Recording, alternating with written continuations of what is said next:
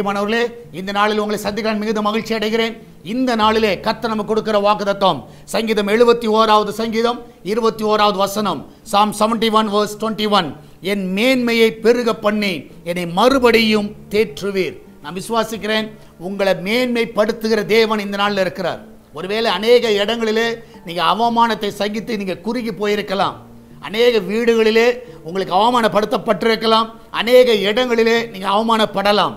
ஆனால் எனக்கு ஒன்று தெரியும், இந்த நாளிலே உங்களை மேன்மைப்படுத்துகிற தேவன் உங்களுக்கு கூட இருக்கிறார். ஒரு நாள் ஆஃபீஸில் உங்கள் மேன்மையெல்லாம் கம்மியாக இருக்கலாம், உங்களை இன்சல்ட் பண்ணியிருக்கலாம், உங்களோட பெயரை கெடுத்து இருக்கலாம், உங்களுக்கு அவமானத்தை கொடுத்திருக்கலாம். ஆனால் இந்த நாளிலே அவர் உங்களை மேன்மைப்படுத்துவார். உங்கள் தலைகளை கர்த்தர் உயர்த்துவார், உங்களை ஹானர் பண்ணுவார். ஆமென்.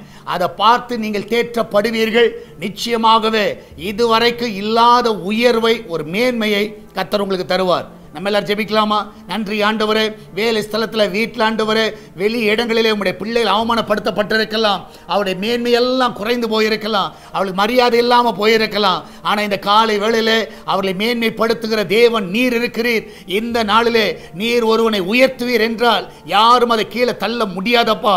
இந்த நாளிலே எந்த இடத்துல அவள் மேன்மை இழந்து காணப்படுகிறார்களோ, அந்த ஹானரை இழந்து காணப்படுகிறார்களோ, அதே இடத்துல அவருடைய தலைகளை உயர்த்தவனுமா ஜெபிக்கிறேன். ஊழியத்தில் உயர்த்துங்க, சபையில் உயர்த்துங்க, குடும்பங்களில் உயர்த்துங்க, பிள்ளைகள் மத்தியில் உயர்த்துங்க. ஆண்டவரே கர்த்தாவே, இந்த நாளிலே அவருடைய தலைகளை உயர்த்தி அவர்களை ஆசீர்வதிங்கப்பா. ஆண்டவர், வேலைக்கு போகிற பிள்ளைகள், வீட்டில் இருக்கிற பிள்ளைகள், படிக்கிற பிள்ளைகள் எல்லாரையும் காத்துக்கொள்ளுங்க. எல்லாருக்கும் தேவையான கிருபையை கொடுங்கப்பா. விசேஷமாய் கர்த்தாவே, ஆண்டவர் பிரசவத்துக்காய் போகிற பிள்ளைகள் சுகத்தோடு பிள்ளை பெற்றெடுக்கட்டும். வேலை இல்லாத பிள்ளைகள் நல்ல வேலையை கொடுங்கப்பா. தடைகள் எல்லாம் விலைக்கு போடுங்க. கடன் பிரச்சனையில் இருக்கிற பிள்ளைகளுக்கு கடன்லேருந்து ஒரு பெரிய விடுதலை கொடுங்கப்பா. அந்த பிள்ளைகளை ஆசீர்வதிங்க. ஆண்டவர் விசேஷமாய் கர்த்தாவே, ஆண்டவர் வெளிநாட்டில் இருக்கிற பிள்ளைகளை சுகமாய் காத்துக்கொள்ளுங்க. அவளை அந்த இடத்துல கர்த்தாவே எந்த ஒரு ஆபத்து வராதபடி பாதுகாத்துக் கொள்ளுங்கப்பா. நல்ல பல, நல்ல சுகத்தை கொடுங்க. அந்த இடத்துல படிக்கிற பிள்ளைகள், வேலை செய்கிற பிள்ளைகள், குடும்பத்தோடு இருக்கிற பிள்ளைகள், தனியாக இருக்கிற பிள்ளைகள் எல்லாரையும் பாதுகாத்துக் கொள்ளுங்கப்பா. உங்களுடைய கரம் அற்புதமாய் தாங்கி வழி நடத்தட்டும். ஆண்டவர், சால்வேஷன் டிவிக்காக ஜெபிக்கிறோம். அவருடைய தேவைகள் எல்லாம் சந்திங்கப்பா. ஒரு குறைவில்லாமல் நடத்துங்க. ஆண்டவரே கர்த்தாவே, இந்த நாளிலே இந்த சுவிசேஷ பணிக்கு ஒரு தடை வரக்கூடாது. சால்வேஷன் டிவி தடைகளை நீக்கி போடுங்க. சேட்டலைட் தடைகளை நீக்கி போடுங்க. லைசன்ஸ் தடைகளை நீக்கி போடுங்க. என் தேவன் தாமே இந்த நாளில் வழிகளை திறக்க வேணுமா ஜெபிக்கிறேன். எல்லா குடும்பங்களையும் ஆசீர்வதிங்கப்பா. எல்லாருக்கும் தேவையான கிருபையை தாங்க.